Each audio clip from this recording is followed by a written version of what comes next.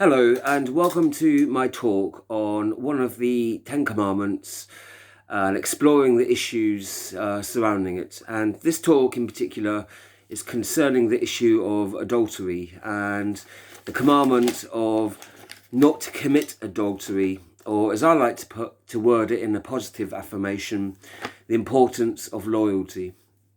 So I'll just refer to my notes and then, as usual, give a brief talk about them after.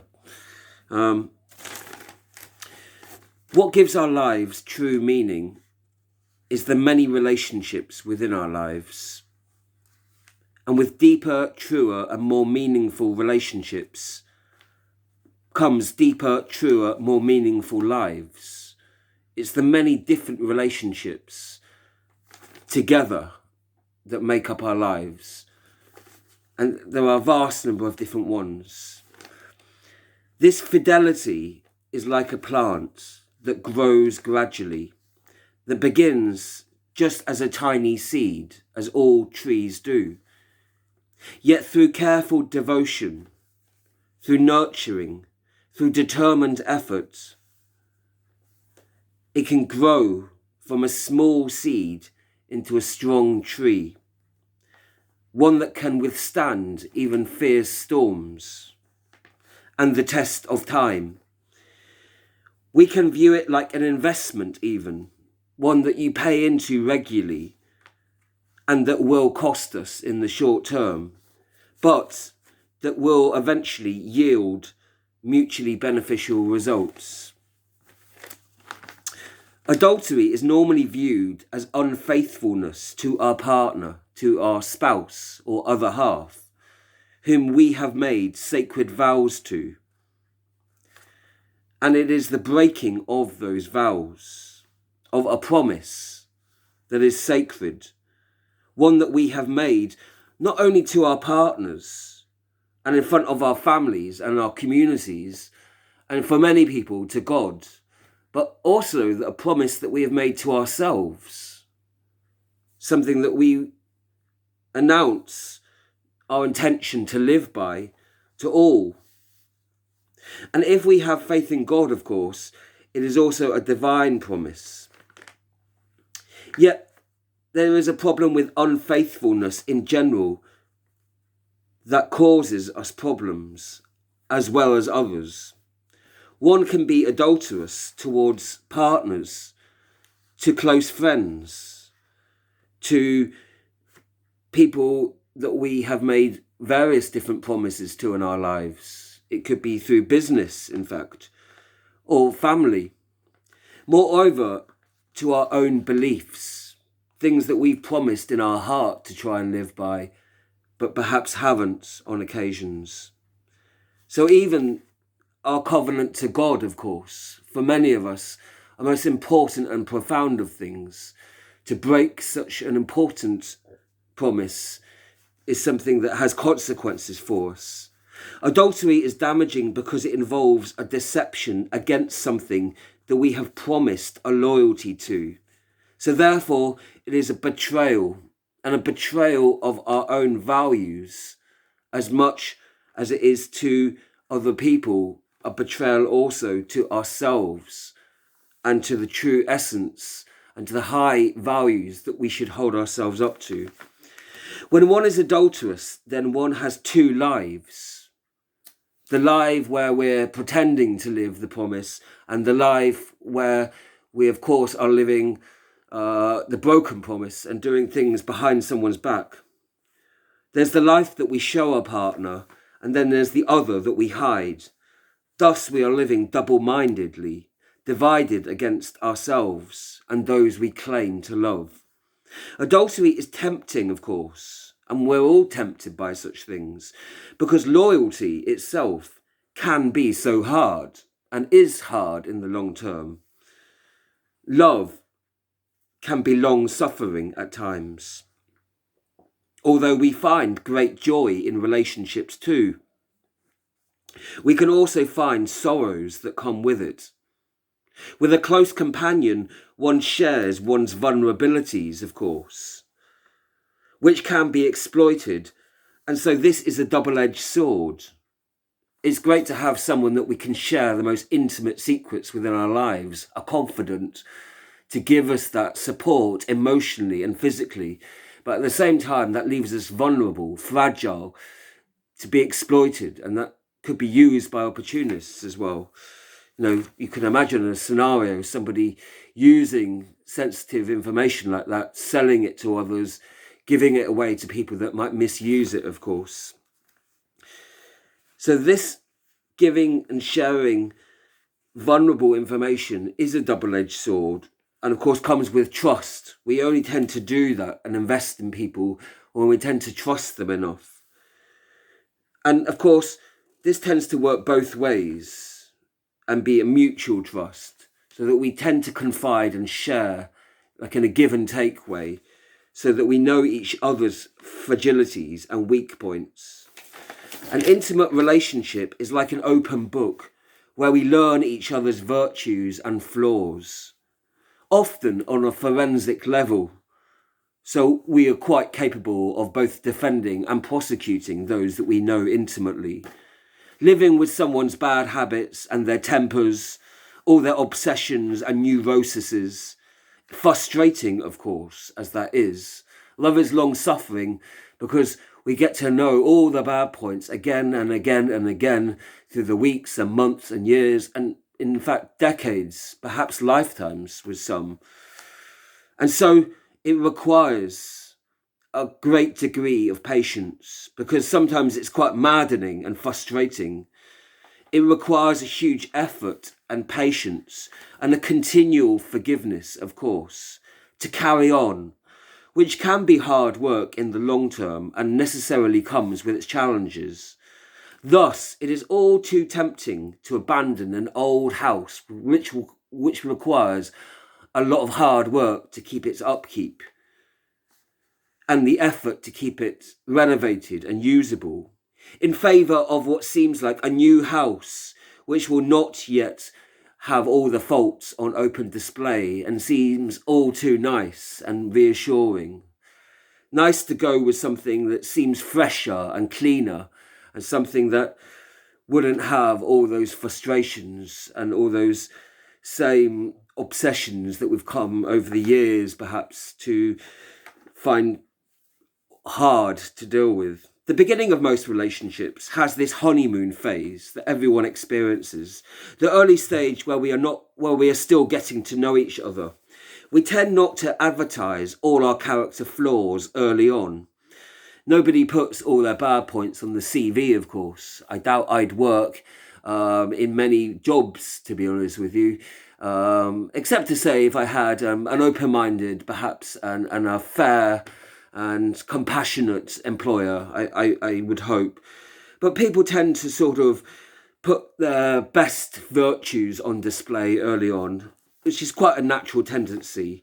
We make an effort to be as bestly behaved as we can early on, and we're able to keep up such a pretense for weeks and months sometimes. As the months wear into years, of course, the real facade slips and the real us, comes out, and we're less able to sort of be this pretend nice person who's always happy, who's always compassionate, who's always brave, who's always who's always serving other people and making a great effort. No one's like that 24/7, 365. It's just an unrealistic thing. And the longer that we're with someone, the more likely we are to sort of become aware of their bad points as well as their good points too. So we naturally want to make a good impression, to present ourselves in a good light, to be fun around, yet serious and dependable, rather than a party pooper or a killjoy, or someone who's immature and a letdown and just makes a joke too often. Discovering the various imperfections of each other, of course, is where the real hard work begins, on enduring and nurturing relationships.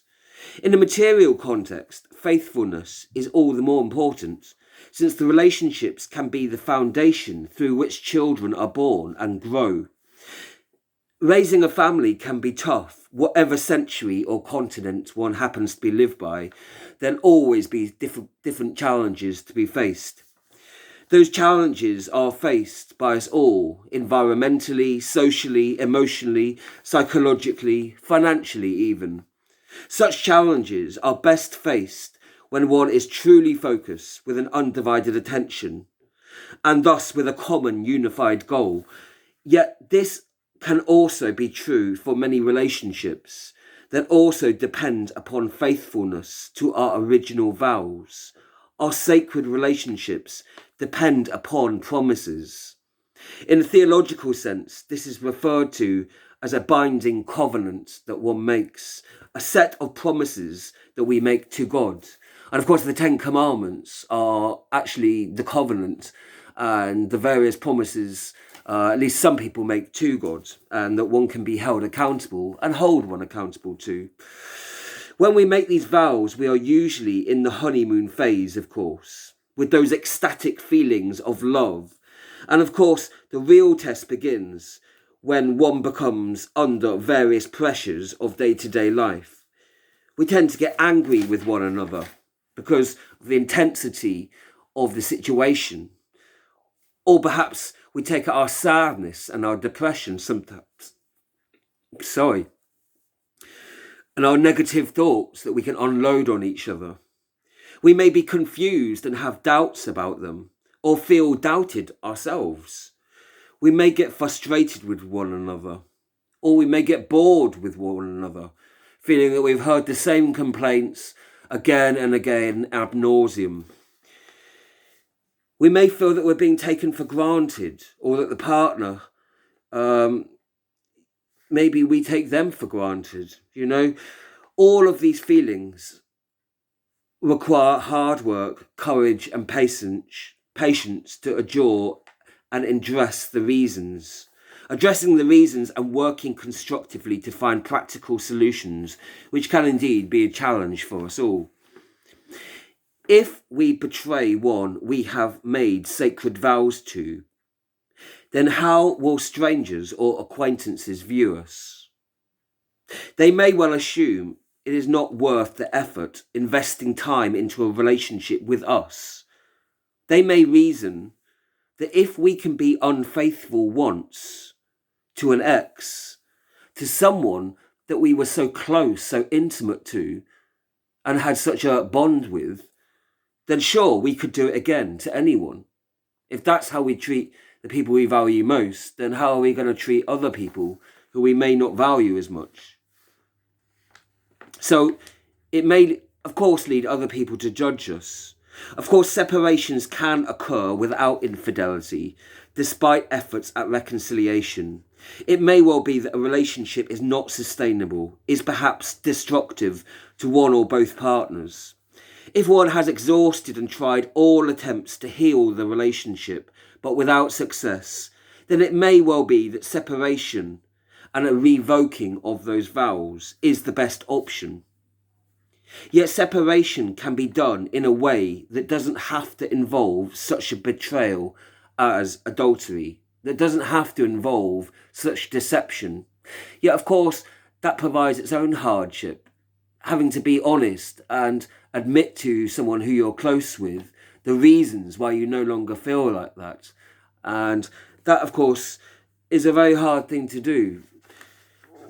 There cannot be adultery, of course, without having first made some promises or vows, which the relationship is naturally founded upon. And that's why it's so important to make sure that you actually know what the vows are that you're agreeing to. It's like a contract, you wouldn't sign something unless you fully understood what it is you're agreeing to. And it's something that has to come from the heart. You can't just sign off on some other vows that someone else has written and you're just going along with it for an act or for an easy life. It has to be something that you really agreed to, because it has consequences, not just on yourself, but for other people, for their emotions. And of course, ultimately, we have to consider what's best in our interests and of course what's best for other people. And we can't really separate those things. Ideals that we have sworn to that we can each hold each other account to. They are mutually binding. So it is important to make the promises, not in a light-hearted way, but to consider them seriously and to take lots of time to really consider them truly and to think over if we can really make that commitment, if we really do mean it, and to make it fully. It's better not to make it at all than to make it rushed or to do it half-heartedly. So we mustn't be flippant and do it on a whim or an act or charade, but it must be entered into seriously, reverently, because we all are dealing with not only our own heart and emotions, our life, but also with others too. Now, no wonder so many of us are commitment phobes when we know and consider that such binding promises will affect how we are viewed by others, but also, more importantly, how we view ourselves. Of course, life can carry on after we commit adultery. We can try to make amends, start afresh. Yet the trust that sustains a mature relationship takes a long time to build up. Like in building a house, the foundations first have to be in place. And a broken trust can take a lot of hard work to rebuild. It's harder to trust someone who's once cheated, of course. So it takes a long time to re-earn that trust, of course. Some couples are able to overcome such things as adultery. There are many that do. If the slate is wiped clean, and this requires great humility and honesty with patience and endurance. Honesty on the part of the person who's been unfaithful and committed the adultery, and that is a hard thing to own up to. But it's just as hard for the other partner to try and forgive them and try and trust them or try and give them a chance to re-earn that trust. Yet many couples, of course, struggle. They struggle, dogged with paranoia and mistrust. It is hard sometimes, and sometimes impossible, to absolutely prove one's innocence, short of keeping each other prisoners and restricting our ability to truly live. Hence why relationships all depend upon trust, because we can't keep each other prisoners, locked up, monitoring each other's email, social network feeds, listening in to telephone calls, hacking into email accounts, spying, or getting friends to check up on where people's whereabouts. That's not a relationship then built on trust. And so it does require a degree of trust, and trust always comes with risk, of course. One often assumes adulterous behaviour to only be about a sexual affair. Yet it can involve, of course, much more than that. Being intimate with others about confidential matters can also be viewed as a betrayal. Unless, of course, there is some good reason to justify such a behaviour. So it can be that somebody didn't have any sexual encounter with them. It could be that it's a betrayal emotionally. It could be that someone is spending so much time or investing so much energy or emotion with someone else, and they failed to be honest about that. And vows should always come from the heart. It should be words and meanings that we truly believe in. It should not just be some script that we are reading as actors, but something that we have properly considered and meditated on, that we understand the significance of. Some people even choose to write their own promises to find their own words. But we must be cautious about what we say, being sure that we honestly mean it, knowing the implications for us down the road. I don't believe adultery should be considered a crime myself, that it should be punished by worldly authorities. Because, of course, here in the country and in the West that I live in, it's not considered a criminal act here, especially. It is definitely a social taboo still. something that is looked negatively for many people, sure. But there's also countries in the world where it is, in fact, considered a crime, and it's punishable with various different punishments, ranging from physical punishments even to imprisonment. Or people being ostracized or outcast from their families. There are various different punishments that range from medium, mild, and right up to severe. There are very severe. There's even cases I've heard of people receiving the death penalty, shockingly enough. And I definitely think that's wrong. And I would definitely be against that, of course. I certainly myself, I don't believe it should be considered a criminal act, just because most people that commit such acts have actually brought a punishment on themselves. Often, of course, they cause their own problems, and often it can cause them emotional issues. And the reputation of people that betray others is often difficult for them to live with. They often want to leave their hometown, going to a new place where no one knows their history. So sometimes they'll continue living a double life, and oftentimes realizing the significance and the seriousness of playing with others' lives. They may begin again, making a fresh attempt to build sustaining relationships built on trust. For those that have been cheated on, it can be very difficult to move on. They can struggle, certainly, with emotional turmoil.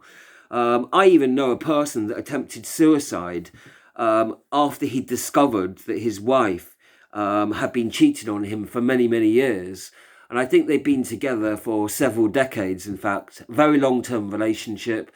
And so he built so much trust and invested so much time and energy. And so when he finally discovered it, it unraveled so much of his world, and his world view, the map he was carrying had to be completely redrawn. And I think it just completely just sent him round the bend. It was just an awful thing to realize at some point. Someone that you trusted so deeply, that could have lied so much to you. I suppose that is a real sort of betrayal. And unfortunately, he actually recovered from that suicide, but he easily might not have done. And there's probably other people that have felt suicidal as a result of that level of betrayal and that sustained deception over such a long period of time. Thankfully, he survived, but I can understand the depths of despair that one would face. It's not only being deceived, but for the deception to have been done for so long and for someone that you've trusted so much. That, of course, is really sort of painful in the heart, really. But I do know that on that particular case, that person made a really bad mistake in trying to commit suicide. But thank God he moved on, and he later remarried, thankfully, and he found happiness again. So I know that, over time you can learn to retrust other people. And just because one person's done that to you, it doesn't mean that other people will. It does kind of make you more aware of the types of deception that there are in the world, of course. But learning to trust others again after such a betrayal, depending on the type of betrayal, can be very difficult. But we must remember that just as there is deception in the world, there is also great honesty as well. And often when people are deceptive, they have their own issues and their own problems. And they often have their own mental health problems, or they've got issues perhaps stemming from their childhood, or commitment issues, or emotional issues. So it may be that, they weren't necessarily always enjoying it, and they weren't laughing behind someone's back, and it wasn't all about having fun. It may be that they actually suffered too, and they hated having to do it. And it may have actually been that they really went through a lot of hardship with it too. So, they may have struggled. It may not be something that they actually enjoyed all the time. I think it perhaps depends on the person, the situation there, but perhaps we should evaluate how we missed those signs, of course. Were we naive, or But it could be that we were simply too trusting, And in all human relationships, there are bound to be some risks because we all, as humans, can do good and bad. We can be honest and deceptive. We all have that ability to do that, actually. Yet in our relationship with God, we do know that God will never make a fool of us. God won't deceive us. And neither can we deceive God. God knows more than we can. So I think from a theological point of view, God knows the good and bad within all our hearts anyway.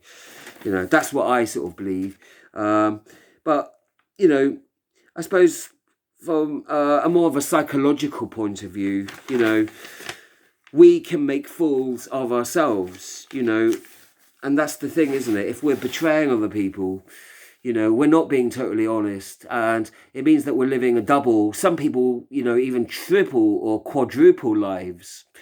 I've heard of even situations of people having, 2, 3, 4 partners, even many more, serial bigamists that are discovered.